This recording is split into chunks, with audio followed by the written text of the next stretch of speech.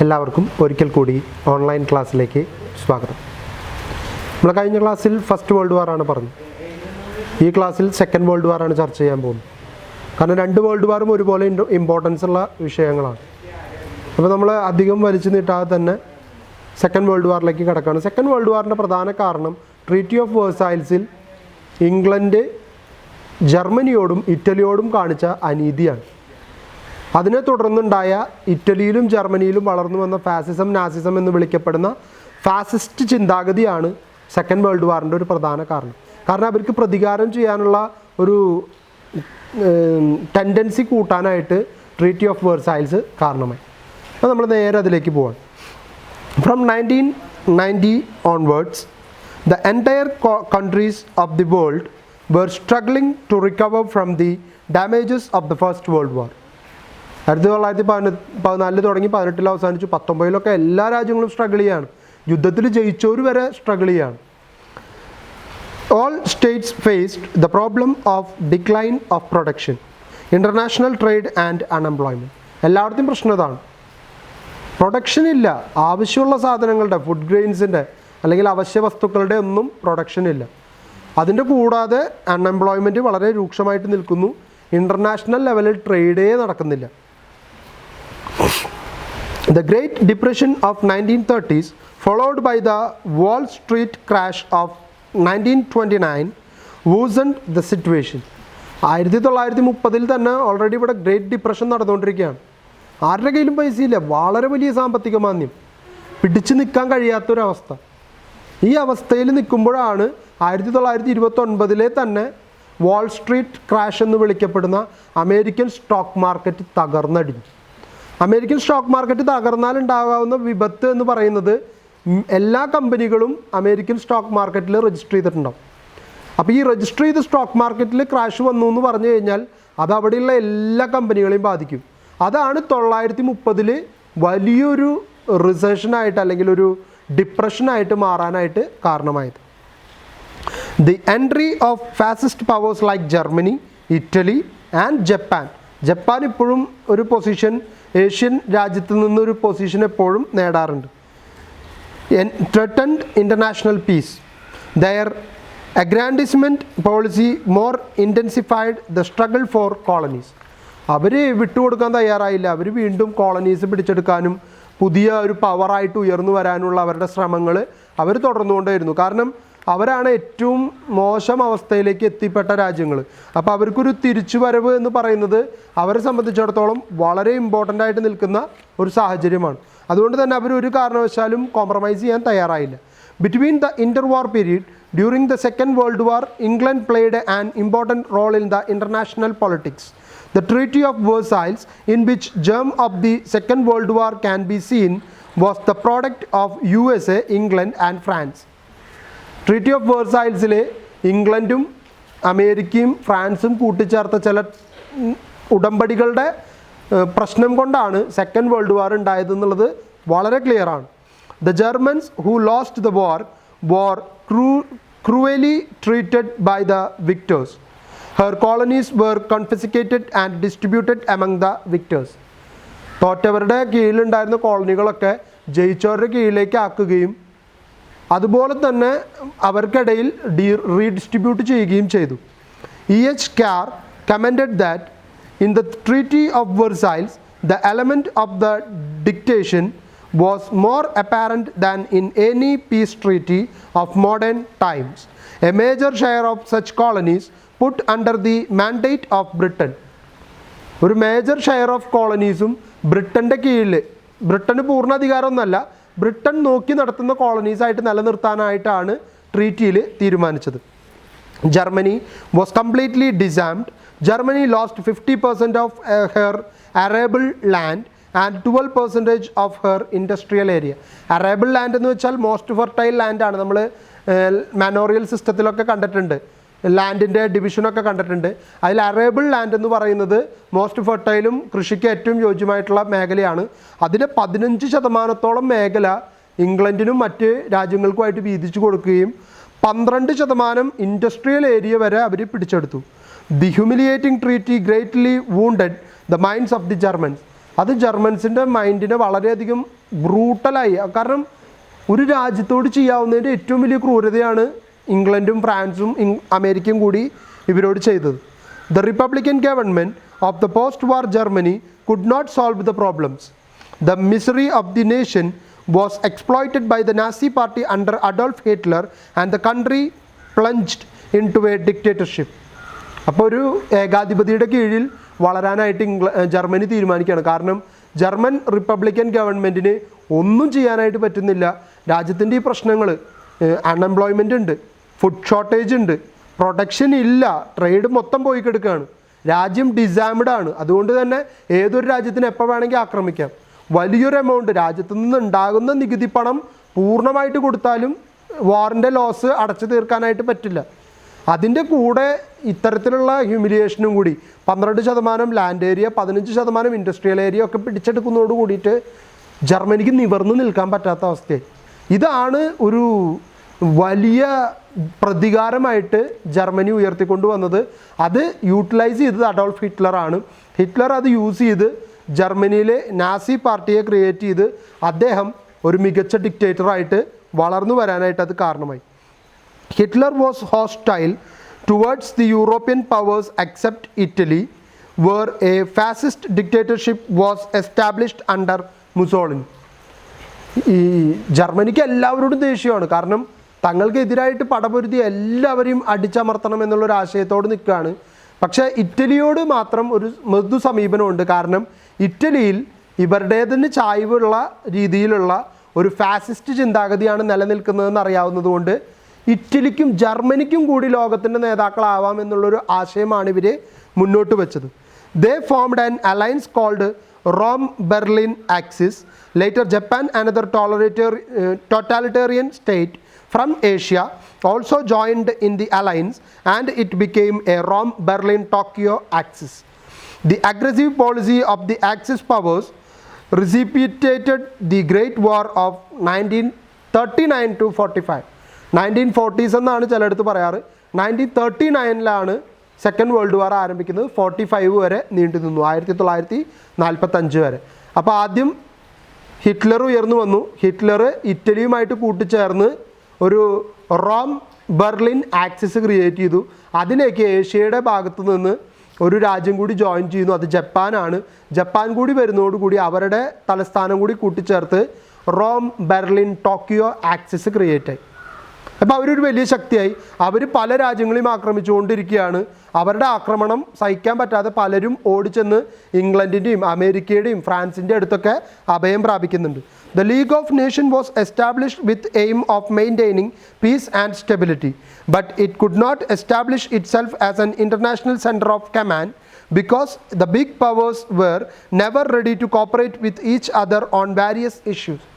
അപ്പോൾ ഇവിടെ ഒരു ലീഗ് ഓഫ് നേഷൻസ് ക്രിയേറ്റ് ചെയ്തിട്ടുണ്ട്. അതിൻ്റെ ഉദ്ദേശം ലോകത്ത് സമാധാനം നിലനിർത്തുക, എല്ലാ രാജ്യങ്ങളെയും ഐക്യത്തിൽ കൊണ്ടുപോകുക എന്നുള്ള ആശയമൊക്കെയാണ് മുന്നോട്ട് വയ്ക്കുന്നത്. പക്ഷെ അത് നടപ്പിലാക്കാൻ പലപ്പോഴും പറ്റാതെ വരുന്നു. കാരണം ലീഗ് ഓഫ് നേഷൻസിനെ നിയന്ത്രിക്കുന്നത് ഇതിലെ വലിയ ശക്തികളായിട്ടുള്ള ഇംഗ്ലണ്ട്, ഫ്രാൻസും അമേരിക്കയൊക്കെ തന്നെയാണ്. അപ്പോൾ അവർ തമ്മിലുള്ള ആശയവ്യത്യാസത്തിൻ്റെ പേരിൽ ഒന്നും ചെയ്യാൻ കഴിയാത്തൊരു സംഘടനയായിട്ട് ലീഗ് ഓഫ് നേഷൻ മാറി. Each power tried to use league to serve its own ends.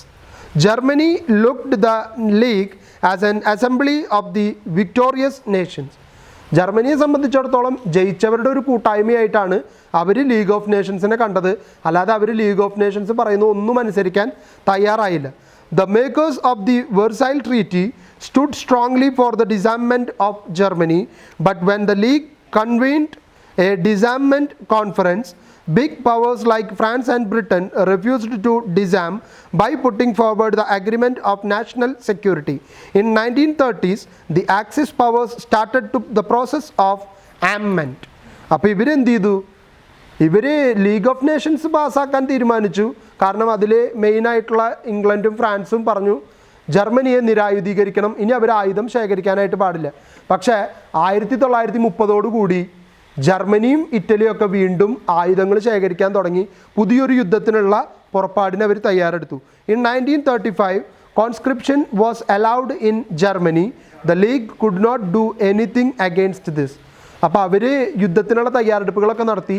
പക്ഷേ ഒരു കാരണവശാലും ജർമ്മനിയെ എതിർക്കാനായിട്ട് ഈ പറയുന്ന ലീഗ് ഓഫ് നേഷൻസിനെ കൊണ്ട് പറ്റിയില്ല. കാരണം അവരത്രയും സ്ട്രോങ് അല്ലായിരുന്നു, അവരെ കൊണ്ട് ഇവരെ നിയന്ത്രിക്കാനായിട്ട് പറ്റിയില്ല. The imperialist ambition of the big powers also contributed for the war. By the Treaty of Versailles, the Allied powers defended their imperialist interest. At the same time, they hit hard the imperialist interest of Germany. അപ്പോൾ ഇവിടെ ഒരു contradiction നിലനിൽക്കുകയാണ്. ഇംഗ്ലണ്ടും ഫ്രാൻസും അവരുടെ ആവശ്യത്തിന് league of നേഷൻസിന് ഉപയോഗിക്കും, എന്നിട്ട് പറയും ഇമ്പീരിയലിസം വേണം, സാമ്രാജ്യത്വം വേണം, എന്നിട്ട് കോളനീസ് ഉണ്ടാക്കണം, അതിൻ്റെ ആ രാജ്യത്തിൻ്റെ കീഴിൽ നിന്നാൽ മാത്രമേ കോളനികൾക്ക് ഡെവലപ്പ് ചെയ്യാൻ പറ്റുള്ളൂ എന്നൊക്കെ പറഞ്ഞ് ലീഗ് ഓഫ് നേഷൻസിൽ വലിയ പ്രമേയങ്ങളൊക്കെ പാസ്സാക്കും.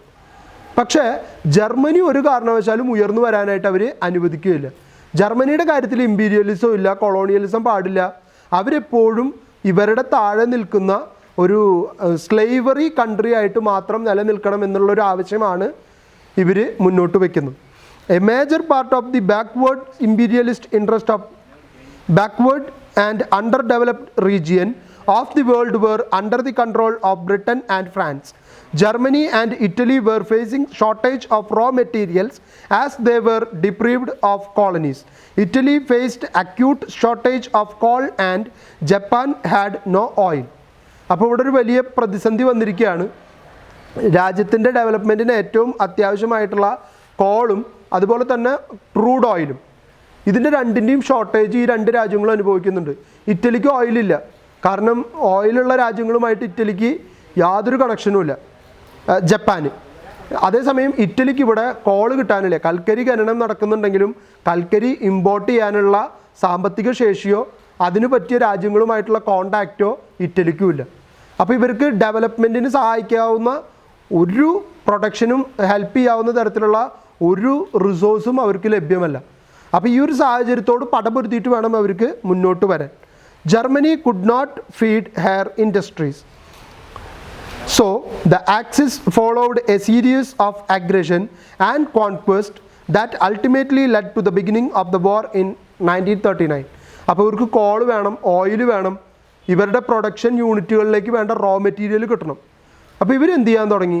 ആക്സിസ് പവേഴ്സ് കൂടിച്ചേർന്നിട്ട് പല രാജ്യങ്ങളെയും ആക്രമിച്ച് കീഴടക്കി അവരുടെ നാച്ചുറൽ റിസോഴ്സസ് ഒക്കെ എടുക്കാൻ തുടങ്ങി. ഓയിലായാലും ക്രൂഡ് ഓയിലായാലും കോളായാലും അതുപോലെ തന്നെ ഇവർക്ക് വേണ്ട റോ മെറ്റീരിയൽസ്, അതിപ്പോൾ ആയുധങ്ങൾ ഉണ്ടാക്കാനുള്ളതായാലും പ്രൊഡക്ഷന് വേണ്ടിയിട്ടുള്ളതായാലും ഇൻഡസ്ട്രിയൽ ഡെവലപ്മെൻറ്റിന് വേണ്ടിയിട്ടുള്ളതായാലും എല്ലാ തരത്തിലുള്ള റോ മെറ്റീരിയൽസ് കളക്ട് ചെയ്യാനായിട്ട് രാജ്യങ്ങളെ ആക്രമിക്കാനായിട്ട് തുടങ്ങി.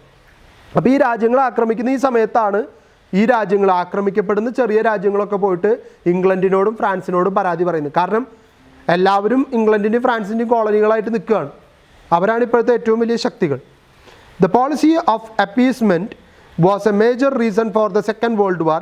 Appeasement is a foreign policy of pacifying an aggrieved country through negotiation in order to prevent war. The prime example is the policy of France and Britain towards fascist Italy and Nazi Germany in 1930s. അപ്പോൾ അവരെ മോശവൽക്കരിക്കുക, അവരെ എല്ലാത്തിൽ നിന്നും മാറ്റി നിർത്തുക, അവരുമായിട്ട് സഹകരിക്കാൻ മറ്റ് രാജ്യങ്ങളെ അനുവദിക്കാതിരിക്കുക, അവരെ ഒറ്റപ്പെടുത്തുക പൂർണ്ണമായിട്ട്. ഈ പോളിസി ഇംഗ്ലണ്ടും ഫ്രാൻസും കൂടി നടപ്പിലാക്കാൻ തുടങ്ങിയപ്പോൾ ജർമ്മനിക്കും ഇറ്റലിക്കും പിടിച്ചു നിൽക്കാൻ പറ്റാത്ത അവസ്ഥയായി. British prime minister Neville Chamberlain sought to accommodate Italy's invasion of Ethiopia in 1935 and took no action when Germany absorbed Austria in 1938. When Adolf Hitler prepared to annex ethnically German portion of Czechoslovakia, Chamberlain negotiated the notorious Munich Agreement, which permitted Germany annexation of Sudetenland in western Czechoslovakia. അപ്പോൾ ആദ്യം Germany പോയിട്ട് Austria പിടിച്ചെടുത്തു, അതുപോലെ തന്നെ Italy പോയിട്ട് Ethiopia പിടിച്ചെടുത്തു. ഈ രണ്ട് രാജ്യങ്ങൾ പിടിച്ചെടുത്തപ്പോഴും ഇംഗ്ലണ്ട് ഒന്നും മിണ്ടിയില്ല. കാരണം എന്തെങ്കിലും ആയിക്കോട്ടെ, അവർ അതുമ്മ നിർത്തുന്നുണ്ടെങ്കിൽ അവസാനിപ്പിക്കാം, ഒരു യുദ്ധം വേണ്ട എന്ന് വിചാരിച്ച് ഇംഗ്ലണ്ടും ഫ്രാൻസൊക്കെ വിട്ടു നിന്നു. പക്ഷേ ഇവിടെ ഹിറ്റ്ലറും മുസോളിനിയും അവിടെ കൊണ്ട് നിർത്തുന്നില്ല. ഹിറ്റ്ലർ പിന്നെയും പിടിച്ച് മുന്നിലോട്ട് വരികയാണ്. അയാൾ ചെക്കോസ്ലോവാക്യ പിടിച്ചെടുക്കാൻ നോക്കി. അതിൻ്റെ ഭാഗമായിട്ട് അദ്ദേഹം ഒരു മ്യൂണിച്ച് അഗ്രിമെൻ്റ് ഉണ്ടാക്കി. മ്യൂണിച്ച് അഗ്രിമെൻ്റ് പ്രകാരം ജർമ്മൻ സ്ലാങ് സംസാരിക്കുന്ന ചെക്കോസ്ലോവാക്യയുടെ എല്ലാ ഭാഗവും ചേർത്ത് സുഡറ്റൻലാൻഡ് ഉൾപ്പെടെ ചേർത്തുകൊണ്ട് പൂർണ്ണമായിട്ടും ജർമ്മനിക്ക് വിട്ടുതരണം എന്നുള്ളൊരു ആവശ്യം മുന്നോട്ട് വെച്ചു.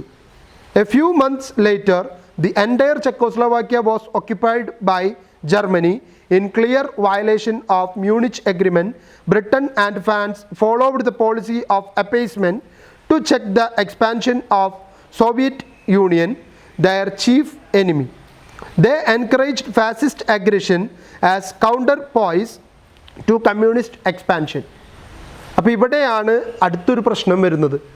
മ്യൂണിച്ച് അഗ്രിമെൻ്റ് ഒക്കെ തകർത്തെറിഞ്ഞ് ജർമ്മനി പൂർണ്ണമായിട്ടും ചെക്കോസ്ലോവാക്യനെ പിടിച്ചെടുത്തു. നിങ്ങൾ ക്ലിയർ ആയിട്ട് മനസ്സിലാക്കി പോവാട്ടോ. മനസ്സിലാവാത്തുണ്ടെങ്കിൽ നമുക്ക് ഇൻട്രാക്ഷൻ ക്ലാസ്സിൽ ചർച്ച ചെയ്യാം, ഒരു വിരോധവുമില്ല. പക്ഷെ നിങ്ങൾ ഇപ്പോഴേ മനസ്സിലാക്കി പോകണമെന്ന് ഞാൻ ആഗ്രഹിക്കുകയാണ്.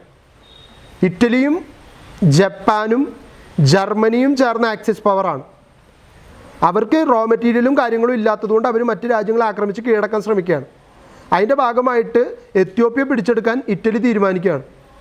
ഇറ്റലി എത്യോപ്യയെ കീഴടക്കി നിൽക്കുന്ന സമയത്താണ് ജർമ്മനി പോയിട്ട് മ്യൂണിച്ച് അഗ്രിമെൻറ്റിനെ കാറ്റിൽ പറത്തിക്കൊണ്ട് ചെക്കോസ്ലോവാക്യനെ പിടിച്ചെടുക്കാൻ ശ്രമിക്കുന്നു.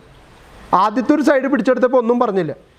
പക്ഷേ സുഡറ്റൻലാൻഡ് ഉൾപ്പെടെയുള്ള വെസ്റ്റേൺ ചെക്കോസ്ലോവാക്യയും പിടിച്ചെടുത്ത് പൂർണ്ണമായിട്ടും ചെക്കോസ്ലോവാക്യ ജർമ്മനിയുടെ കീഴിൽ വന്നപ്പോൾ ബ്രിട്ടനും ഫ്രാൻസും ഒന്ന് അലേർട്ടാവാൻ തുടങ്ങി. കാരണം അവർ തുടർന്നു വരുന്ന ഒരു അപ്പീസ്മെൻറ്റ് പോളിസി, അവരെ മാറ്റി നിർത്തുക, അവരുമായിട്ട് ഒന്നിനും പോവാതിരിക്കുന്ന ഒരു അവസ്ഥയുണ്ടായിരുന്നു. പക്ഷെ അത് മറികടന്നു എന്ന് തോന്നിയപ്പോൾ ഇംഗ്ലണ്ടും ഫ്രാൻസും ഒന്നും ഉണരാനായിട്ട് കാരണമായി.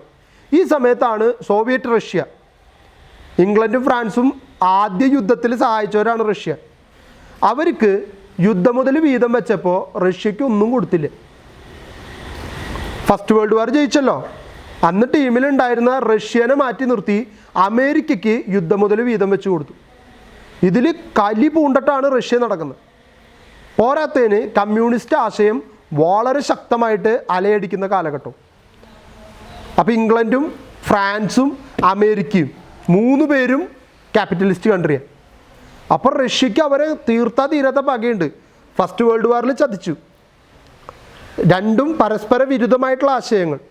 അപ്പോൾ രണ്ടിൻ്റേതായിട്ടുള്ള പ്രോബ്ലംസ് ഇംഗ്ലണ്ടും ഫ്രാൻസും അതുപോലെ തന്നെ അമേരിക്കയുള്ള സഖ്യത്തിനെതിരായിട്ട് റഷ്യക്കുണ്ട്. സോവിയറ്റ് റഷ്യ ഇറ്റലിയുടെയും ജർമ്മനിയുടെയും കൂടെ ചേർന്ന് നിൽക്കാവുന്ന ഒരു രീതിയിലേക്ക് വഴിമാറിപ്പോയി. They encouraged fascist aggression as a counterpoise to communist expansion. The occupation of the Czechoslovakia by Hitler forced France and Britain to abandon the appeasement policy. എല്ലാത്തിൽ നിന്നും വിട്ടു നിൽക്കുന്ന ഒരു സമാധാനപരമായിട്ട് മാറി നിൽക്കുന്ന അവസ്ഥയിൽ നിന്ന് ഇംഗ്ലണ്ടും ഫ്രാൻസും പുറത്തു കിടക്കാൻ തീരുമാനിച്ചു. കാരണം ചെക്കോസ്ലോവാക്യയും പിടിച്ചെടുത്തു. ഇനി അടുത്തത് ഇംഗ്ലണ്ടും ഫ്രാൻസും ഒക്കെ പിടിച്ചെടുക്കാനാണ് ഇവർ വരിക എന്നുള്ളത് ഉറപ്പായി അവർക്ക്. അപ്പോൾ അവർ തന്നെ യുദ്ധത്തിലേക്ക് കടന്നു വരികയാണ്. Germany's next target was Poland.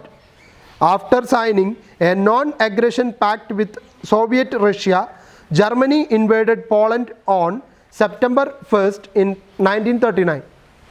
അപ്പോൾ റഷ്യയും ജർമ്മനിയും തമ്മിലൊരു ധാരണയിലെത്തി. നമ്മൾ പരസ്പരം ആക്രമിക്കരുത്, നമ്മുടെ ശത്രു ഇംഗ്ലണ്ടും ഫ്രാൻസൊക്കെയാണ്. ഈ ധാരണയുടെ പുറത്ത് ജർമ്മനി പോയിട്ട് പോളണ്ടിനെ ആക്രമിച്ചു. പോളണ്ടിനെ ആക്രമിച്ച് എന്താ കുഴപ്പമെന്നറിയോ? പോളണ്ട് ഇംഗ്ലണ്ടിൻ്റെ കീഴിലുള്ള കോളനിയാണ്. ഇംഗ്ലണ്ട് എപ്പോഴും പറഞ്ഞിട്ടുള്ള ഒരു കാര്യമുണ്ട്, പോളണ്ടിനെ ആരെങ്കിലും ആക്രമിച്ചാൽ ആ രാജ്യത്തിനെതിരെ ഇംഗ്ലണ്ട് യുദ്ധം ചെയ്യും. ഡെഫിനിറ്റാണ്, തർക്കമില്ലാത്ത കാര്യമാണ്. അപ്പോൾ അവരെ യുദ്ധത്തിലേക്ക് ഇറക്കാതിരിക്കണമെങ്കിൽ പോളണ്ടിനെ ആക്രമിക്കാതിരിക്കണം. പക്ഷെ ജർമ്മനി എന്ത് ചെയ്തു? നേരെ പോയിട്ട് 1939 പോളണ്ടിനെ ആക്രമിച്ചു. ഇതും കൂടി ആയപ്പോൾ ജർമ്മനിക്ക് പണി കിട്ടി എന്നുള്ളത് ഉറപ്പായി. ഇംഗ്ലണ്ടും ഫ്രാൻസും വീണ്ടും യുദ്ധത്തിലേക്ക് ഇറങ്ങി വന്നു. France and Britain decided to help Poland and declared war on Germany on 3rd September 1939. Thus began the Second World War. പോളണ്ടിനെ തൊട്ടപ്പോഴാണ് ജർമ്മനീനെ അലക്കണം എന്ന് ആർക്ക് തോന്നിയത്? ബ്രിട്ടനും ഫ്രാൻസിനും തോന്നിയത്. അതിൻ്റെ കാരണമാണ് ഞാൻ പറഞ്ഞത്. ബ്രിട്ടൻ്റെ കോളനിയാണ് പോളണ്ട്. പോളണ്ടിനെ എപ്പോഴും സംരക്ഷിച്ചു കൊള്ളാമെന്ന് ഇംഗ്ലണ്ടും ഫ്രാൻസും വാക്ക് കൊടുത്തിട്ടുണ്ട്. അപ്പോൾ പോളണ്ടിനെ പിടിച്ചെടുത്തിട്ട് ജർമ്മനി സോവിയറ്റ് റഷ്യനെ സഹായിക്കാൻ പോയതാണ്. പക്ഷേ സോവിയറ്റ് റഷ്യയുമായിട്ട് എഗ്രിമെൻ്റ് ഉള്ള കാരണം റഷ്യനെ ആക്രമിക്കില്ല.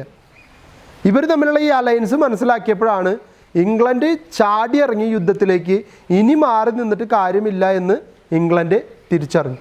അപ്പോൾ ഇംഗ്ലണ്ടും ഫ്രാൻസും ജോയിൻ്റ് ആയിട്ട് ജർമ്മനിക്കെതിരെ യുദ്ധം പ്രഖ്യാപിക്കുകയാണ്. Germany had and her allies conquered the territory of allies one after another. ഇതാണ് ഞാൻ പറഞ്ഞത്.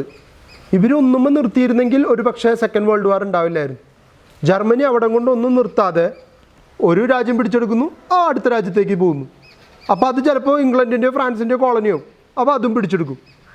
എന്നിട്ടും ജർമ്മനിയും നിർത്തുന്നില്ല, പിന്നെയും മുന്നോട്ട് പോയി ലോകം മുഴുവൻ അവരുടെ കീഴിൽ കൊണ്ടുവരണം എന്നുള്ളൊരു ആശയം മുന്നോട്ട് വെച്ചിട്ടാണ് അവർ പോയിക്കൊണ്ടിരിക്കുന്നത്. After conquering Poland, Holland and Belgium, Germany turned against France. യുദ്ധമൊക്കെ പ്രഖ്യാപിച്ചു, പക്ഷേ ജർമ്മനിയെ തോൽപ്പിക്കാൻ പറ്റിയില്ല. അവർ പൊരുതി നിന്നിട്ട് ഇംഗ്ലണ്ടും ഫ്രാൻസും കൂടി യുദ്ധം ചെയ്തിട്ടും ജർമ്മനി എന്ത് ചെയ്തു? പോളണ്ട് പിടിച്ചെടുത്തു, ഹോളണ്ട് പിടിച്ചെടുത്തു, ബെൽജിയവും പിടിച്ചെടുത്തു. ബെൽജിയം കഴിഞ്ഞ അടുത്ത ഫ്രാൻസാണ്. അത് ഞാൻ നേരത്തെയും പറഞ്ഞിരുന്നു. ബെൽജിയം കടന്നാൽ നെക്സ്റ്റ് ഫ്രാൻസാണ്. അതുകൊണ്ടാണ് ഫസ്റ്റ് വേൾഡ് വാറിൽ ജർമ്മൻ ട്രൂപ്സ് ബെൽജിയത്തിലൂടെ പാസ് ചെയ്തു എന്ന് പറഞ്ഞപ്പോൾ തന്നെ ഫ്രാൻസ് യുദ്ധത്തിലേക്ക് ഇറങ്ങിയത്. കാരണം ഫ്രാൻസിന് അറിയാം ബെൽജിയം കടന്നിട്ട് വരുന്നത് നമ്മുടെ രാജ്യത്തേക്കാണ്. അതിൽ പിന്നെ ഒന്നും ആലോചിക്കാനില്ല, രണ്ടാമതൊന്നും ചിന്തിക്കുകയേ വേണ്ട. അപ്പോൾ ഇവിടെ ജർമ്മനിക്കെതിരായിട്ട് തിരിയാനുണ്ടായ കാരണം അവർ പോളണ്ട്, ഹോളണ്ട്, ബെൽജിയം, അത് കഴിഞ്ഞ് ഫ്രാൻസിനെതിരായിട്ട് തിരിഞ്ഞു. Paris fell in 1940. 1940 ആയപ്പോഴേക്കും പാരീസ് അവരുടെ കയ്യിലായി, ജർമ്മനിയുടെ കയ്യിൽ. പാരീസ് പോയി എന്ന് പറഞ്ഞാൽ ഫ്രാൻസ് തോറ്റു എന്നാണ് അർത്ഥം. ഇറ്റലി ഓൾസോ ജോയിൻഡ് വിത്ത് ജർമ്മനി. കാരണം ജർമ്മനി ഇത്രയൊക്കെ അറ്റാക്ക് ചെയ്ത് പിടിച്ചെടുത്തപ്പോൾ ഇറ്റലി വിചാരിച്ചു ഇനി വെറുതെ പോയി കൂടെ നിന്നാൽ മതി, കാരണം നമ്മളൊന്നും ചെയ്യണ്ട, അവർ ഓൾറെഡി ചെയ്തിട്ടുണ്ട്. അതിൻ്റെ കൂടെ നിന്ന് കഴിഞ്ഞാൽ യുദ്ധം മുതൽ വീതം വയ്ക്കുമ്പോൾ എന്തെങ്കിലും തരും ജർമ്മനി, അത് മതി, കിട്ടിയത് മതി. Next target of Hitler was England. Hitler ചെയ്തതിൽ വെച്ച ഏറ്റവും വലിയ മണ്ടത്തരത, കുറച്ച് നാൾ പിടിച്ചു നിന്നതിന് ശേഷം ഈ രാജ്യങ്ങളെ കൂടി ഉപയോഗപ്പെടുത്തിക്കൊണ്ട് വലിയൊരു സാമ്പത്തിക ശക്തി ആയതിനു ശേഷമാണ് ഇംഗ്ലണ്ടിനെ അറ്റാക്ക് ചെയ്തിരുന്നതെങ്കിൽ ജർമ്മനിക്ക് പിടിച്ചു നിൽക്കാൻ പറ്റുമായിരുന്നു. പക്ഷേ ഒന്ന് കഴിഞ്ഞ് യുദ്ധത്തിൽ നിന്നൊന്നും വിട്ടു നിൽക്കാതെ തന്നെ ഇദ്ദേഹം അടുത്തയിലേക്ക് എടുത്തു ചാടി. അവിടെയാണ് ഹിറ്റ്ലർക്ക് വലിയൊരു പാളിച്ച പറ്റിയത്. ഇംഗ്ലണ്ടിനെതിരായിട്ട് അദ്ദേഹം തിരിഞ്ഞു. It seemed that England's fall was in sight. Hitler prepared a plan to invade Britain, operation sea line. അപ്പോൾ ഇംഗ്ലണ്ടിനെ പിടിച്ചെടുക്കാൻ വേണ്ടിയിട്ട് ഒരു മാസ്റ്റർ പ്ലാനൊക്കെ ഹിറ്റ്ലർ തയ്യാറാക്കി. കാരണം ഓടി ചെന്നിട്ടൊന്നും ജർമ്മനിക്ക് ഇംഗ്ലണ്ടിനെ പിടിച്ചെടുക്കാൻ പറ്റില്ല. അപ്പോൾ ഓപ്പറേഷൻ സീ ലൈൻ എന്ന പേരിൽ ഒരു ടീം വർക്ക് അദ്ദേഹം ഫോം ചെയ്തെടുത്തു. ആ ടീം വർക്ക് പ്രാബല്യത്തിൽ കൊണ്ടുവന്ന് എങ്ങനെ ജർമ്മനിക്ക് ഇംഗ്ലണ്ടിനെ കീഴടക്കാം എന്നുള്ളതിനെ കുറിച്ചിട്ട് ഇംഗ്ലണ്ട് ചർച്ച തുടങ്ങി.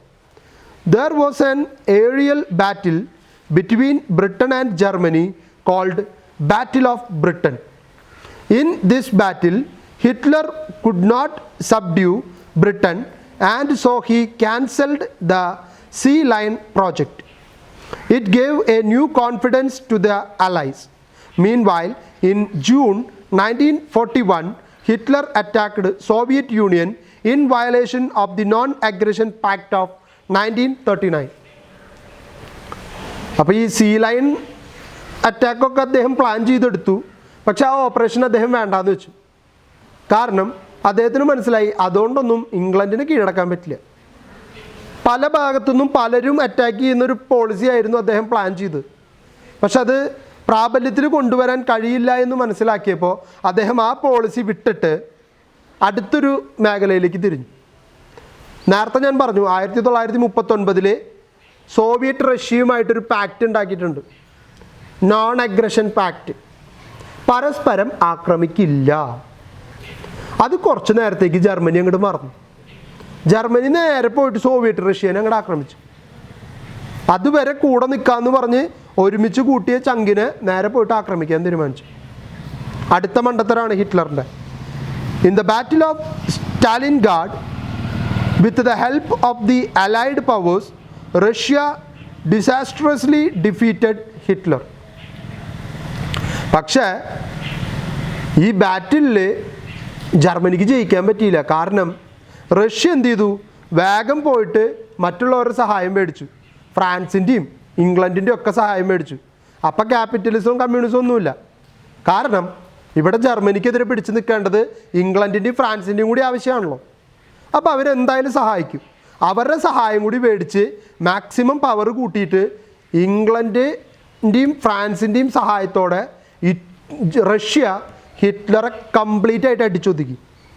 The sudden attack on Pearl Harbor, the US naval base in Hawaii island by Japan on December 7, 1941 forced America to enter into the war on the side of Allies. അടുത്ത മണ്ടൻ ജപ്പാനാണ് അടുത്ത മണ്ടത്തരം കാണിച്ചത്. ഒന്നിനും മിണ്ടാണ്ടിരുന്നേർന്ന അമേരിക്കയുടെ പേൾ ഹാർബർ എന്ന് പറയുന്ന അവരുടെ തുറമുഖ സമുച്ചയമാണ്. അവരുടെ ട്രേഡിൻ്റെ മെയിൻ സോഴ്സാണ്, സെൻട്രൽ സോഴ്സാണ്. ഈ പേൾ ഹാർബർ പോയിട്ട് ജപ്പാൻ ഇവിടുന്ന് ഒരു ആക്രമണം. ഒരു കാരണവുമില്ല, ഒരു പ്രകോപനവുമില്ല. അമേരിക്ക യുദ്ധത്തിലേ ഇല്ല. ഫ്രാൻസും ഇംഗ്ലണ്ടും തമ്മിലുള്ള പ്രശ്നം ജർമ്മനിയും ഇറ്റലിയും കൂടിയിട്ട് അവരുമായിട്ട് പ്രശ്നം ഉണ്ടാക്കണം. അപ്പോൾ കൂടെ നിൽക്കുന്ന ആളല്ലേ ജപ്പാൻ. അപ്പോൾ ജപ്പാൻ വെറുതെ ഇരിക്കാൻ പറ്റില്ലല്ലോ. ജപ്പാൻ പോയിട്ട് അമേരിക്കനെ ആക്രമിച്ച് യുദ്ധത്തിലേക്ക് വിളിച്ചു കൊണ്ടുവന്നു. ജപ്പാൻ വിചാരിച്ചു പേൾ ഹാർബർ തകർന്ന വഴിക്ക് അമേരിക്ക പേടിക്കും, അവർ ഓടി രക്ഷപ്പെട്ടോളൂ എന്ന് വിചാരിച്ചു.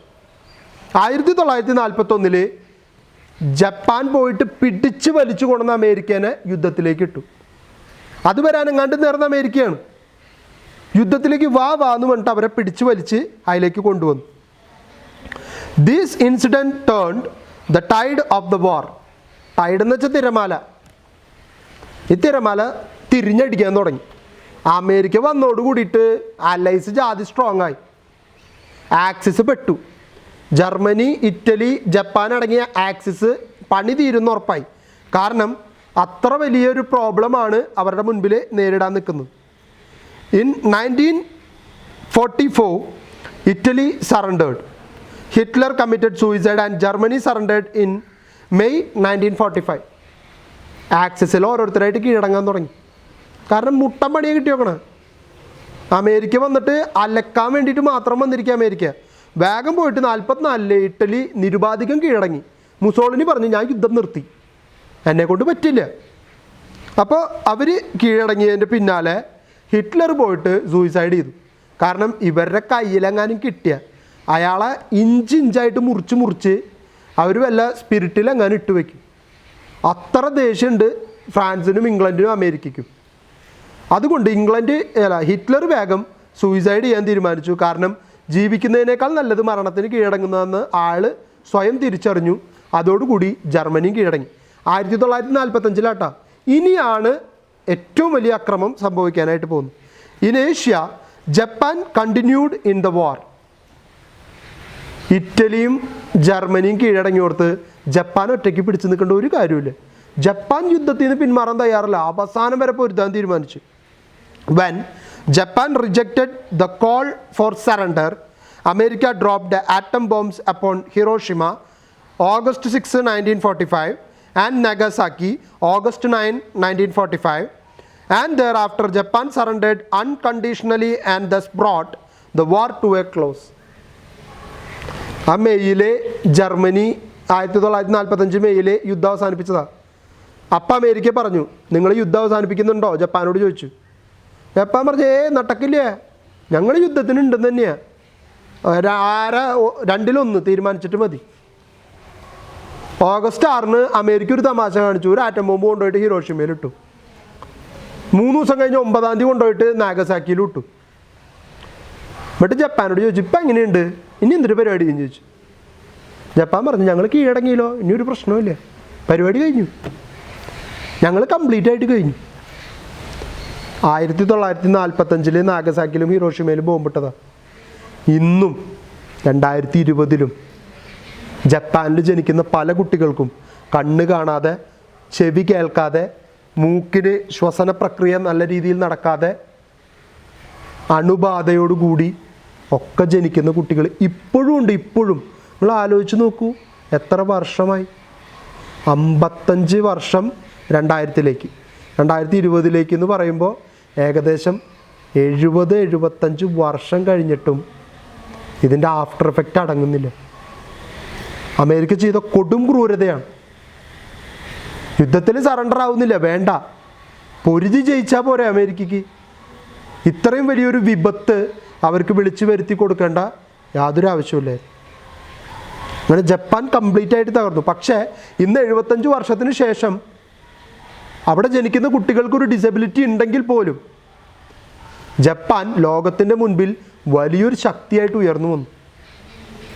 സ്വാതന്ത്ര്യം കിട്ടി 70 വർഷം കഴിഞ്ഞിട്ടും ഇന്ത്യക്ക് നേടിയെടുക്കാൻ കഴിയാത്ത, അല്ലെങ്കിൽ ഇങ്ങനൊരു ആറ്റം ബോംബിൻ്റെ ആക്രമണമൊന്നും നേരിടാത്ത ഇന്ത്യക്ക് ഇന്ന് എവിടെ എത്താൻ പറ്റി? ലോകത്തിലെ വികസിത രാജ്യങ്ങളുടെ എണ്ണത്തിൽ ഇന്ത്യ ഉണ്ടോ? ഇല്ല. ടെക്നോളജിയിൽ ഇന്ത്യ ഉണ്ടോ? ഇല്ല. ഇതാണ് വ്യത്യാസം. ഇതാണ് ഒരു രാജ്യത്തിൻ്റെ തിരിച്ചുവരവ് എന്ന് പറയും. അങ്ങനെ അത് ഇറ്റലി, ജർമ്മനി, ജപ്പാനും കൂടി കീഴടങ്ങിയതോടെ യുദ്ധം അവസാനിച്ചു. ഇനി എന്താണ് ബ്രിട്ടൻ്റെ റോള്? നമ്മൾ കഴിഞ്ഞ പ്രാവശ്യം കണ്ടല്ലോ, 90 ലക്ഷം ആൾക്കാർ ആണുങ്ങൾ മരിച്ചു, 130 ലക്ഷം ആൾക്കാർ ഇൻജുവേർഡായി. ഇങ്ങനെയൊക്കെ നമ്മൾ കണക്കുകൾ നോക്കിയായിരുന്നു. പിന്നെ ബ്രിട്ടനിൽ അൺഎംപ്ലോയ്മെൻറ്റ് കൂടി, അവരുടെ പ്രൊഡക്ഷൻ കംപ്ലീറ്റ് കൊളാപ്സായി, അവരുടെ മാർക്കറ്റിലെ ഷെയർസ്, ട്രേഡ് കംപ്ലീറ്റ് ആയിട്ട് നശിച്ചു പോയി. ഇതൊക്കെ നമ്മൾ പറഞ്ഞു. ഇപ്പോൾ സെക്കൻഡ് വേൾഡ് വാർ കൊണ്ട് എന്ത് പാർട്ടിസിപ്പേഷൻ, അല്ലെങ്കിൽ എന്താണ് ഇംഗ്ലണ്ടിന് പറ്റിയതെന്നുള്ളത് നോക്കാം. Britain played a decisive role in the second world war. Neville Chamberlain was the prime minister at the beginning of the war. He was the exponent of policy of appeasement to the war. He was exponent of the policy of appeasement to check communist Russia. But when it seemed that Germany was more dangerous, he abandoned the appeasement policy. ആദ്യത്തിലൊക്കെ ആരുടെ കാര്യത്തിൽ ഇടപെടാനില്ല, തൽക്കാലം സ്വന്തം കാര്യം മാത്രം നോക്കി നിൽക്കാൻ തീരുമാനിച്ച England, കാരണം ചേംബർലൈന് താല്പര്യമില്ലായിരുന്നു ഇനിയൊരു യുദ്ധത്തിലും കൂടി പാർട്ടിസിപ്പേറ്റ് ചെയ്യാൻ. അപ്പോൾ അതുകൊണ്ട് അദ്ദേഹം വിട്ടുനിൽക്കൽ പോളിസിയുടെ ഭാഗമായിട്ട് മുന്നോട്ട് പോയിക്കൊണ്ടിരിക്കുകയായിരുന്നു. പക്ഷെ അപ്പോഴാണ് നിർബന്ധമായിട്ടും യുദ്ധത്തിൽ പാർട്ടിസിപ്പേറ്റ് ചെയ്യേണ്ടി വരുമെന്നുള്ളൊരു സ്ഥിതിയിലേക്ക് ജർമ്മനിയും ഇറ്റലിയും കൂടി ഇംഗ്ലണ്ടിനെയും ഫ്രാൻസിനെയും കൊണ്ടെത്തിക്കുന്നു. Winston Churchill in his the gathering storm argued that the policy of appeasement pursued by Britain and France ultimately led to the war.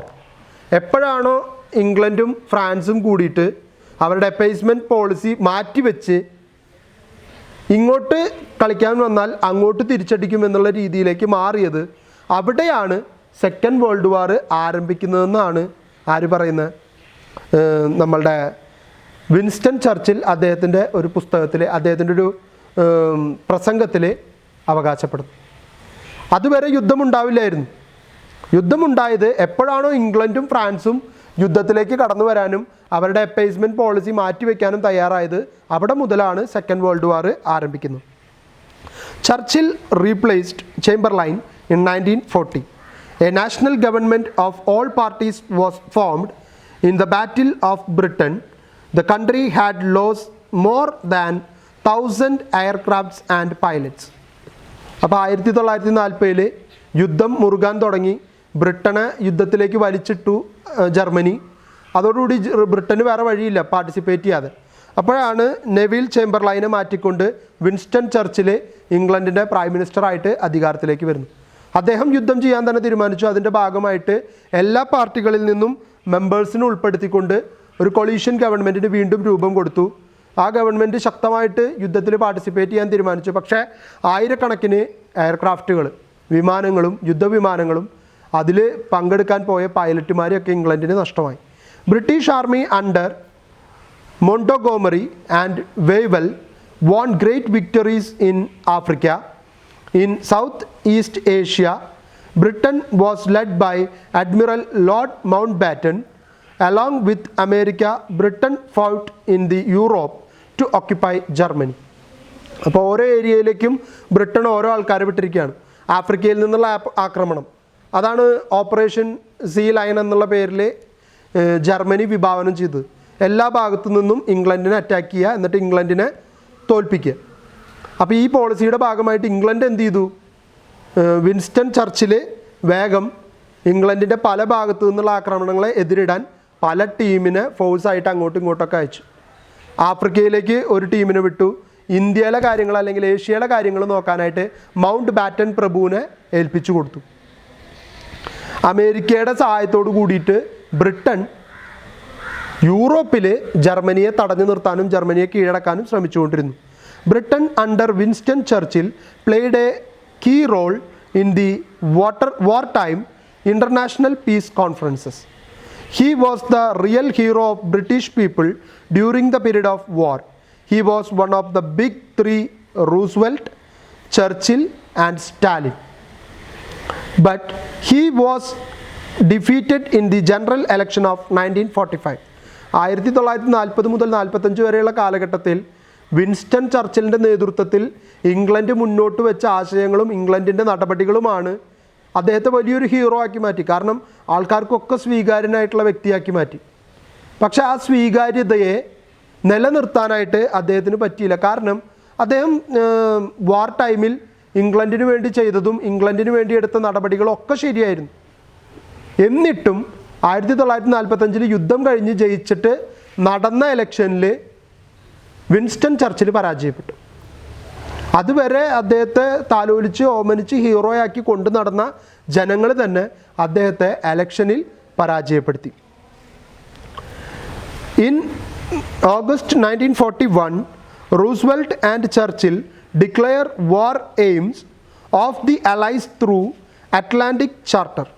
The charter declared people have the right to choose the type of government they want, collaboration of nations in the economic field, and establishment of peace which will give safety and security to all nations. Churchill actively participated in all conferences to discuss about the formation of United Nations organization. അപ്പോൾ ഈ ചർച്ചകളിലൊക്കെ Winston Churchill കൃത്യമായിട്ട് പങ്കെടുത്തു. അദ്ദേഹം പറഞ്ഞു എല്ലാ രാജ്യങ്ങൾക്കും സുരക്ഷിതത്വം ഉറപ്പാക്കണം, യുദ്ധമുണ്ടാകാതെ നോക്കണം, അതിനു വേണ്ടിയിട്ടുള്ള നടപടികൾ എടുക്കണം. ലീഗ് ഓഫ് നേഷൻസിന് പകരം യുണൈറ്റഡ് നേഷൻസ് ഓർഗനൈസേഷൻ എന്ന പേരിൽ പുതിയൊരു സംഘടനയ്ക്ക് രൂപം കൊടുക്കണം. ഇങ്ങനെയുള്ള ചർച്ചകളിലൊക്കെ അദ്ദേഹം കൃത്യമായിട്ട് പങ്കെടുത്തിട്ടുണ്ട്. അതുപോലെ തന്നെ സ്വന്തം രാജ്യത്തിന് വേണ്ട ഡെവലപ്മെൻ്റൽ ആൻഡ് യുദ്ധത്തിൻ്റെ സമയത്തുള്ള പാർട്ടിസിപ്പേറ്ററി ആയിട്ടുള്ള നിലപാടുകൾ കൃത്യമായിട്ട് എടുത്തിട്ടുണ്ട്. ഇതൊക്കെ ചെയ്തിട്ടും ഇംഗ്ലണ്ടിലെ ജനങ്ങൾ അദ്ദേഹത്തെ അടുത്ത ഇലക്ഷൻ വന്നപ്പോൾ പരാജയപ്പെടുത്താനായിട്ട് കാരണമായി തീർന്നു.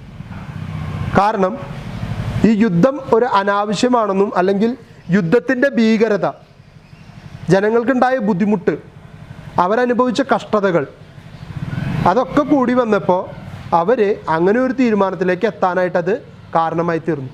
കാരണം അവർക്ക് മനസ്സിലായി ഇങ്ങനെ യുദ്ധങ്ങൾ നടക്കാനായിട്ട് അല്ലെങ്കിൽ യുദ്ധത്തിൻ്റെ സമയത്ത് സ്വന്തം രാജ്യത്തെ സംരക്ഷിച്ചുകൊണ്ടൊന്നും കാര്യമില്ല. യുദ്ധത്തിൻ്റെ മുഖം എപ്പോഴും ഭീകരമാണ്. ആ ഭീകരതയോട് കൂടി മുന്നോട്ട് പോകാൻ അവർക്ക് താല്പര്യമില്ലായിരുന്നു. അതുകൊണ്ടാണ് വിൻസ്റ്റൺ ചർച്ചിൽ അടുത്ത ഇലക്ഷനിൽ പരാജയപ്പെടാനായിട്ടത് കാരണമായി തീർന്നു. അപ്പോൾ ഇത്രയുമാണ് സെക്കൻഡ് വേൾഡ് വാർ എന്ന ഭാഗത്തിൽ നമുക്ക് പഠിക്കാനായിട്ടുള്ളത്. സെക്കൻഡ് വേൾഡ് വാർ എങ്ങനെ തുടങ്ങിയെന്ന് നമ്മൾ പറഞ്ഞു.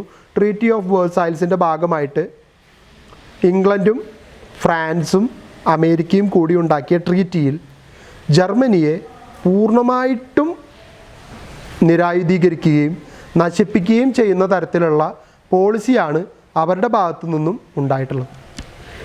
ഇതിൽ മനസ്സുമടുത്ത് അല്ലെങ്കിൽ ഇതിനോടുള്ളൊരു റിവെഞ്ച് ആറ്റിറ്റ്യൂഡ് എന്ന രീതിയിൽ, ഇതിനോടുള്ള പ്രതിഷേധം എന്ന രീതിയിൽ ജർമ്മനിയിൽ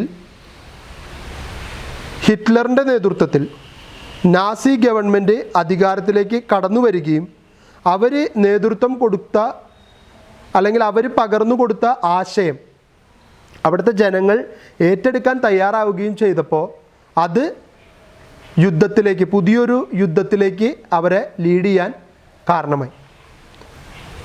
ഒപ്പം നിരായുധീകരിക്കപ്പെടുകയും കംപ്ലീറ്റ് ആയിട്ട് നശിപ്പിക്കപ്പെടുകയും ചെയ്ത മറ്റൊരു രാജ്യമാണ് ഇറ്റലി. ഇറ്റലി ഇതേപോലെ തന്നെ ഫാസിസ്റ്റ് ഐഡിയോളജിയുമായിട്ട് മുസോളിനിയുടെ നേതൃത്വത്തിൽ ഉയർന്നു വരാനായിട്ട് തുടങ്ങിയപ്പോൾ അവർ രണ്ടുപേരും കൂടിച്ചേർന്ന് ഒരു ആക്സിസ് ക്രിയേറ്റ് ചെയ്യുകയും ആ ആക്സിസിലേക്ക് ഏഷ്യൻ പ്രതിനിധിയായിട്ട് ജപ്പാൻ കടന്നു വരികയും ചെയ്തു.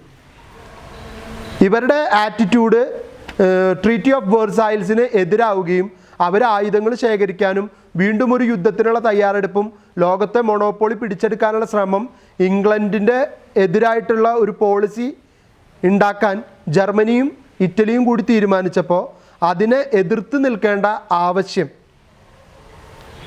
ഇംഗ്ലണ്ടിനും ഫ്രാൻസിൻ്റെയും മുന്നിലുണ്ടായി. അവർ ഓരോ രാജ്യങ്ങളായിട്ട് പിടിച്ചെടുക്കാൻ തുടങ്ങുകയും അതിൻ്റെ ഭാഗമായിട്ട് പോളണ്ടിനെ ആക്രമിക്കുകയും ചെയ്തപ്പോഴാണ് ഇംഗ്ലണ്ടും ഫ്രാൻസും യുദ്ധത്തിലേക്ക് ഇറങ്ങി വരാൻ തീരുമാനിച്ചത്. പോളണ്ടും ഹോളണ്ടും ബെൽജിയവും പിടിച്ചെടുത്ത ജർമ്മനി നേരെ പോയത് ഫ്രാൻസിലേക്കാണ്. അപ്പോഴാണ് ഫ്രാൻസ് യുദ്ധത്തിലേക്ക് വരുന്നതും ഫ്രാൻസ് 1940 കീഴടങ്ങുകയും അതിൻ്റെ ഭാഗമായിട്ട് അവർ ഇംഗ്ലണ്ട് പിടിച്ചെടുക്കാൻ ശ്രമിച്ചപ്പോൾ ഇംഗ്ലണ്ട് യുദ്ധത്തിലേക്ക് കടന്നു വരികയാണ്. പക്ഷേ 1939 സോവിയറ്റ് റഷ്യയുമായിട്ടുണ്ടാക്കിയ പോളിസി മറന്നുകൊണ്ട് ജർമ്മനി 1941 സോവിയറ്റ് റഷ്യ ആക്രമിക്കാൻ തീരുമാനിക്കുകയാണ്. സോവിയറ്റ് റഷ്യ ആക്രമിച്ചപ്പോൾ റഷ്യ ജർമ്മനിയുടെ ടീമിനെ വിട്ട് നേരെ പോയിട്ട് ഇംഗ്ലണ്ടിൻ്റെയും ഫ്രാൻസിൻ്റെയും കൂടെ ചേർന്ന് ജർമ്മനിക്കെതിരായിട്ട് യുദ്ധം ചെയ്യാൻ തീരുമാനിക്കുന്നു. ഇവിടെയാണ് പെർഫെക്റ്റ് ആയിട്ടുള്ള സെക്കൻഡ് വേൾഡ് വാർ അവിടെ നടക്കുന്നത്. അതുവരെ യുദ്ധത്തിലേക്ക് വരാതിരുന്ന അമേരിക്കയെ പോയിട്ട് ചൊറിഞ്ഞിട്ട് വിളിച്ചുകൊണ്ട് വന്ന ആളാണ് ജപ്പാൻ. 1941 അമേരിക്കയുടെ ശക്തി കേന്ദ്രമായിട്ടുള്ള പേൾ ഹാർബർ നശിപ്പിച്ച് കളഞ്ഞുകൊണ്ട് അമേരിക്കയെ യുദ്ധത്തിലേക്ക് ജപ്പാൻ ക്ഷണിച്ചു വരുത്തി. അമേരിക്ക വന്നതോടുകൂടി അലൈസ് ശക്തി പ്രാപിച്ചു. ആക്സിസിനേക്കാൾ വലിയ പവറായിട്ട് അലൈസ് മാറാനായിട്ട് തുടങ്ങി. യുദ്ധത്തിൽ തോൽവി മണത്ത് 1945 തുടക്കത്തിൽ ഈ പറഞ്ഞ അപ്പീസ്മെൻറ്റ് പോളിസിയൊക്കെ മാറ്റിവെച്ച് ബ്രിട്ടനും ഫ്രാൻസും അമേരിക്കയും യുദ്ധത്തിൽ ശക്തമായിട്ട് ഇടപെടാനായിട്ട് തുടങ്ങി. പക്ഷേ 1945 ഇറ്റലി സറണ്ടർ ആവുകയും 1945 ജർമ്മനി കീഴടങ്ങുകയും ചെയ്തു. കാരണം ഹിറ്റ്ലർ സൂയിസൈഡ് ചെയ്തു. മുന്നോട്ട് പോകാൻ കഴിയില്ല എന്നറിഞ്ഞിട്ടും ജപ്പാൻ പിടിച്ചു നിൽക്കാനായിട്ട് തീരുമാനിച്ചു. ജപ്പാൻ പിടിച്ചു നിൽക്കാൻ തീരുമാനിച്ചത് കൊണ്ട് ജപ്പാന് പറ്റിയ ഏറ്റവും വലിയ നഷ്ടം എന്ന് പറയുന്നത് അമേരിക്ക ശക്തമായിട്ട് പ്രതികരിക്കുകയും ഓഗസ്റ്റ് 6, 1945 ഒരു ആറ്റം ബോംബ് വർഷിക്കുകയും 1945 ഓഗസ്റ്റ് 9 അടുത്ത ആറ്റം ബോംബ് ഇട്ട് അമേരിക്ക യുദ്ധം കംപ്ലീറ്റ് ആയിട്ട് അവസാനിപ്പിക്കുകയും ചെയ്തു. ഫസ്റ്റ് വേൾഡ് വാറിൽ നമ്മൾ ചർച്ച ചെയ്തതുപോലെ തന്നെ സെക്കൻഡ് വേൾഡ് വാറിലും കാര്യമായിട്ടുള്ള പ്രകടനം കാഴ്ചവെച്ചത് ഇംഗ്ലണ്ട് തന്നെയാണ്. ഇംഗ്ലണ്ടിന് യുദ്ധത്തിലേക്ക് കടന്നു വന്നതിൻ്റെ ഭാഗമായിട്ട് 100 കണക്കിന് എയർക്രാഫ്റ്റുകൾ നഷ്ടമായി, അതിൻ്റെ പൈലറ്റുമാർ നഷ്ടമായി. അതുകൂടാതെ വലിയൊരു തുക യുദ്ധത്തിന് വേണ്ടിയിട്ട് ഇംഗ്ലണ്ടിന് മുടക്കേണ്ടതായിട്ട് വന്നു. എല്ലാ ഭാഗത്തു നിന്നും ഇംഗ്ലണ്ടിനെ അറ്റാക്ക് ചെയ്യുന്നൊരു പോളിസി അല്ലെങ്കിൽ ഒരു ഓപ്പറേഷൻ ഉണ്ടാക്കിയപ്പോൾ അതിനെതിർത്ത് നിൽക്കുന്നതിന് വേണ്ടിയിട്ട് ഇംഗ്ലണ്ട് ലോകത്തിൻ്റെ പല ഭാഗങ്ങളിലേക്കും അവരുടെ സൈന്യത്തെ അയക്കുകയും ആ സൈന്യം കൃത്യമായിട്ട് ആ ജോലി പൂർത്തിയാക്കുകയും ജർമ്മനിയെ അടിച്ചൊതുക്കുകയും ചെയ്തു. ജർമ്മനി കീഴടക്കാൻ ഇംഗ്ലണ്ടിന് കൂട്ടുനിന്നത് അമേരിക്കയും അതുപോലെ തന്നെ ഫ്രാൻസ് ഓൾറെഡി യുദ്ധമുഖത്ത് നിലനിൽക്കുന്നുണ്ടായിരുന്നു. യുദ്ധത്തിൻ്റെ കാലത്ത് നെവിൽ ചേംബർലൈൻ ആയിരുന്നുവെങ്കിൽ 1940 നടന്ന ഇലക്ഷനിൽ നെവിൽ ചേംബർലൈൻ പരാജയപ്പെടുകയും അതുപോലെ തന്നെ വിൻസ്റ്റൺ ചർച്ചിൽ അധികാരത്തിൽ വരികയും ചെയ്തു. ചർച്ചിൽ വളരെ മികച്ച ഭരണാധികാരി ആയതുകൊണ്ട് തന്നെ യുദ്ധത്തിൽ കൃത്യമായിട്ട് പാർട്ടിസിപ്പേറ്റ് ചെയ്ത് വിജയം കൈവരിക്കാനും ഒപ്പം തന്നെ ജനങ്ങളുടെ കാര്യങ്ങൾ സംരക്ഷിക്കാനും അവർക്ക് വേണ്ട കാര്യങ്ങൾ ചെയ്തു കൊടുക്കാനും അദ്ദേഹത്തിന് സാധിച്ചു എന്നുള്ളതും വലിയൊരു നേട്ടമാണ്. പക്ഷേ അദ്ദേഹത്തിൻ്റെ പോളിസിയോട് താല്പര്യം കാണിക്കാതിരുന്ന ഇംഗ്ലണ്ടിലെ ജനങ്ങൾ 1945 യുദ്ധത്തിന് ശേഷം നടന്ന ഇലക്ഷനിൽ വിൻസ്റ്റൺ ചർച്ചിലിനെ പരാജയപ്പെടുത്തുകയാണ് ഉണ്ടായത്. അപ്പം അത്രയും വരെയാണ് യുദ്ധത്തിൽ ഇംഗ്ലണ്ടിൻ്റെ പാർട്ടിസിപ്പേഷൻ എന്ന് പറയുന്നത്. അതുപോലെ തന്നെ ചർച്ചിൽ ഇവിടെ UN ഒക്കെ തുടക്കത്തിന് വേണ്ടി ഒരുപാട് പ്രവർത്തിച്ച വ്യക്തിയാണെന്നൊക്കെ പറയുന്നുണ്ട്. 1945 ശേഷം ഫസ്റ്റ് വേൾഡ് വാറിന് ശേഷം ലീഗ് ഓഫ് നേഷൻസ് വന്ന പോലെ ഇനിയൊരു ലോകമഹായുദ്ധം സംഭവിക്കാതിരിക്കാൻ വേണ്ടി വന്ന സംഘടനയാണ് UN. ഇന്നതിൻ്റെ കേന്ദ്രബിന്ദു അമേരിക്കയാണ്, അവരാണ് ഒരു ലോക പോലീസ് എന്നുള്ള രീതിയിൽ പെരുമാറുന്നതെന്നൊക്കെയുള്ളൊരു ആക്ഷേപമുണ്ടെങ്കിലും UN പലപ്പോഴും സമാധാനം നിലനിർത്താൻ വേണ്ടി ശ്രമിച്ചുകൊണ്ടിരിക്കുന്ന ഒരു സംഘടനയാണ്. ലീഗ് ഓഫ് നേഷൻസിനേക്കാളും അല്പം കൂടി അധികാരങ്ങളും അവകാശങ്ങളും കൂടുതലുള്ള സംഘടനയാണ്. പക്ഷെ അവിടെയും വീറ്റോ പവർ എന്ന് പറയുന്നൊരു കടമ്പയുണ്ട്. വീറ്റോ പവർ ഉള്ള രാജ്യങ്ങൾ വീറ്റോ ചെയ്താൽ പിന്നെ ആ പരിപാടി നടപ്പിലാക്കാനായിട്ട് UN സാധിക്കില്ല. അങ്ങനെ ഒരു ഡീമെറിറ്റ് അവിടെ നിലനിൽക്കുന്നുണ്ട്. എന്നിരുന്നാലും ഈ സംഘടന കാര്യക്ഷമമായിട്ട് പ്രവർത്തിക്കുന്നു. മാക്സിമം യുദ്ധങ്ങൾ ഇനി ഇല്ലാതിരിക്കാനായിട്ട് അവർ ശ്രമിച്ചുകൊണ്ടിരിക്കുന്നു. അതിൻ്റെ പ്രധാന കാരണം ഇനിയൊരു വേൾഡ് വാർ സംഭവിക്കുകയാണെങ്കിൽ അത് ഈ ലോകത്തിൻ്റെ തന്നെ അവസാനത്തിന് കാരണമായി തീരും. അപ്പോൾ നമ്മൾ ഇത്രയും സംസാരിച്ച അല്ലെങ്കിൽ ഈ 2 വേൾഡ് വാറിനെ കുറിച്ച് പറഞ്ഞ കാര്യങ്ങൾ വളരെ കൃത്യമായിട്ട് പഠിച്ച് മനസ്സിലാക്കി. കാരണം ഇതൊക്കെ ഇനി കുറേ കഴിഞ്ഞിട്ട് നിങ്ങൾ എടുത്തു നോക്കിയാൽ ആരുടെ കൂടെയായിരുന്നു, ആരെന്തുകൊണ്ടാണ് പിരിഞ്ഞു പോയത്, പിന്നെ എപ്പോഴും ആരൊക്കെ വന്നു, ഇതൊന്നും ഓർമ്മയുണ്ടാവില്ല. ബേസിക്കായിട്ട് വർഷങ്ങൾ ഓർമ്മയുണ്ടാവില്ല. ഇപ്പം ഞാനിപ്പോൾ ഇത് ആവർത്തിച്ചപ്പോൾ പല ഭാഗത്തും ഞാൻ നോക്കാതെയാണ് പറഞ്ഞിട്ടുള്ളത്. കാരണം നമ്മൾ ആ വർഷങ്ങൾ കണക്ട് ചെയ്തിട്ടാണ് പറയുന്നത്. അപ്പോൾ അത്തരത്തിൽ മനസ്സിലാക്കി പഠിച്ചു പോകണമെങ്കിൽ നിങ്ങളിപ്പോൾ തന്നെ പഠിച്ചു തുടങ്ങുക. നിർബന്ധമായിട്ടും ഇതൊരു കൃത്യമായിട്ടുള്ള സിസ്റ്റമാറ്റിക് രീതിയിൽ ഫോളോ ചെയ്തു പോയാൽ മാത്രമേ നിങ്ങൾക്ക് മുന്നോട്ട് പോകാൻ പറ്റുള്ളൂ. ഒപ്പം കോവിഡിനെതിരെ വളരെ ശക്തമായിട്ടുള്ള ജാഗ്രത പാലിക്കുക. കാരണം വളരെ സമ്പർക്ക വ്യാപന തോത് കൂടിക്കൊണ്ടിരിക്കുന്ന കാലത്തിലാണ് നമ്മളിപ്പോൾ പോയിക്കൊണ്ടിരിക്കുന്നത്. അതുകൊണ്ട് വളരെയധികം ശ്രദ്ധിക്കുക, സേഫായിട്ടിരിക്കുക. Thank you.